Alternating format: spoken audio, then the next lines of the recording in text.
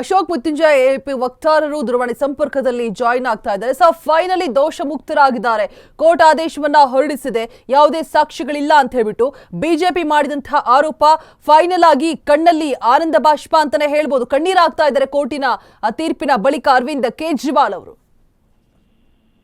ಖಂಡಿತ ಇದು ಇಡೀ ಭಾರತ ದೇಶಕ್ಕೆ ಒಂದು ಮೆಸೇಜ್ ಕಳೆದಂಗಾಗಿದೆ ಕೋರ್ಟ್ ಕಡೆಯಿಂದ. ಬಿಜೆಪಿ ಏನು ಇಡಿ ಸಿಬಿಐನ ದುರುಪಯೋಗ ಪಡಿಸ್ಕೊಂಡು ಏನು ಸುಳ್ಳು ಕೇಸ್ಗಳು ನಮ್ಮ ಪಕ್ಷದ ಎಲ್ಲಾ ನಾಯಕರ ಮೇಲೆ ಹಾಕಿದ್ರು. ಏನು ಆಮ್ ಆದ್ಮಿ ಪಕ್ಷ ಡೆಲ್ಲಿ ಎದುರ್ತಾ ಇದೆ, ಗುಜರಾತ್ ಅಲ್ಲಿ ಬರ್ತಾ ಇದೆ, ಇಡೀ ದೇಶನ ಬದಲಾವಣೆ ಮಾಡುತ್ತೆ ಅಂತ ಏನು ಭಯ ಪಟ್ಟು ಇವರ ಪವರ್ ಹೋಗ್ಬಿಡುತ್ತೆ, ಇವ್ರ ಜನಗಳಿಗೆ ಒಳ್ಳೇದ್ ಮಾಡ್ಬಿಡ್ತಾರೆ ಅಂತ ಏನ್ ನಮ್ಗೆ ಸುಳ್ಳು ಕೇಸ್ಗಳು ಹಾಕಿದ್ರು ಅದು ಎಲ್ಲ ಇವತ್ತು ಸತ್ಯ ಆಗಿದೆ. ಎಕ್ಸೈಸ್ ಹಗರಣದಲ್ಲಿ ಏನು 4,000 ಕೋಟಿ, 10,000 ಕೋಟಿ, 20,000 ಕೋಟಿ, ₹1 ಕೂಡ ಇದುವರೆಗೂ ಆಮ್ ಆದ್ಮಿ ಪಕ್ಷದ ಒಬ್ಬ ನಾಯಕನ ಹತ್ರನೂ ಇವ್ರಿಗೆ ಪಡೆಯಕ್ಕಾಗ್ಲಿಲ್ಲ.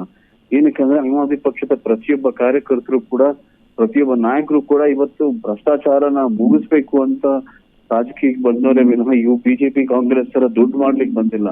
ಅದು ಇವತ್ತು ಜನಗಳ ಮುಂದೆ ಕೋರ್ಟ್ ತೀರ್ಪು ಕೊಟ್ಟಿದೆ. ನಮ್ಗೆ ನಿಜವಾಗ್ಲೂ ಖುಷಿ ಆಗ್ತಾ ಇದೆ ಈ ತೀರ್ಪಿನಿಂದ. ಇಡೀ ಭಾರತ ದೇಶದಲ್ಲಿ ಏನು ಬಿಜೆಪಿ ಅವರು ತಮ್ಮ ಪವರ್ ದುರುಪಯೋಗ ಪಡಿಸ್ಕೊಂಡು ಒಳ್ಳೊಳ್ಳೆ ನಾಯಕರುಗಳನ್ನ ಜೈಲ್ಗೆ ಹಾಕ್ತಿದ್ರು. ನೀವು ನೋಡಿ, ಮನೀಶ್ ಸಿಸೋಡಿಯಾದವರು 2 ವರ್ಷ ಜೈಲಲ್ಲಿ ಇದ್ರು, ಅರವಿಂದ್ ಕೇಜ್ರಿವಾಲ್ 6 ತಿಂಗಳು ಜೈಲಲ್ಲಿ ಇದ್ರು, ಸತ್ಯೇಂದ್ರ ಜೈನ್ 2 ವರ್ಷ ಜೈಲಲ್ಲಿ ಇದ್ರು. ಪಾಪ ಏನು ಮಾಡದೆ ಕೂಡ ಅವರು ದೇಶ ಬೆಳೆಸ್ಬೇಕು, ಒಳ್ಳೆ ಜನಗಳು ಒಳ್ಳೇದಾಗ್ಬೇಕು ಅಂತ ಮುಂದೆ ಬಂದಿದ್ದಕ್ಕೆ ಅವ್ರನ್ನ ಜೈಲಿಗೆ ಹಾಕಿ ಏನು ನರೇಂದ್ರ ಮೋದಿ ಅವ್ರು ಮಾಡಿದ್ರು ಇವತ್ತು ಅವ್ರಿಗೆ ಮಕ್ಕ ಕೊಡ್ದಂಗೆ ಕೋರ್ಟ್ ತೀರ್ಪು ಕೊಟ್ಟಿದೆ. ಇದರಿಂದ ನಾವು ಈ ಮುಂದಕ್ಕಾದ್ರು ನಮ್ಮ ನರೇಂದ್ರ ಮೋದಿ ಅವ್ರ ಪಾಠ ಕಲಿಬೇಕು. ಯಾವುದೇ ಕಾರಣಕ್ಕೂ ಪೊಲಿಟಿಕಲ್ ವ್ಯಾಂಡಮಲಿಸಮ್ ಮಾಡಬಾರ್ದು. ಯಾವುದೇ ನಾಯಕರನ್ನ ಸುಮ್ನೆ ಇಡಿ PMLA ಆಕ್ಟ್ ಅಲ್ಲಿ ಅರೆಸ್ಟ್ ಮಾಡಬಾರದು ಅಂತ ಹೇಳಕ್ ಇಷ್ಟಪಡ್ತೀನಿ.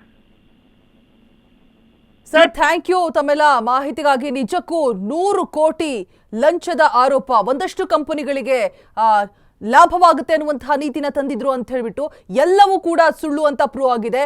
ಏನೂ ಕೂಡ ಸಾಕ್ಷಿಗಳಿಲ್ಲದೆ, ಯಾವುದೇ ಬಲವಾದ ಸಾಕ್ಷಿಗಳಿದೆ, ಫೈನಲಿ ತೀರ್ಪನ್ನ ಹೊರಡಿಸಿರುವಂತದ್ದು ಕೋರ್ಟ್.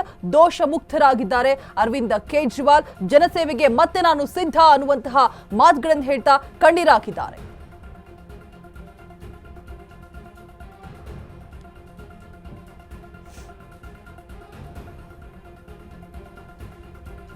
जो है वो कोर्ट ने कोर्ट की है कि भी जो प्रोफेशनल स्टेटमेंट था प्रोसिक्यूशन विटनेस का वही चार्जशीट में नहीं सीबीआई ने लगाया।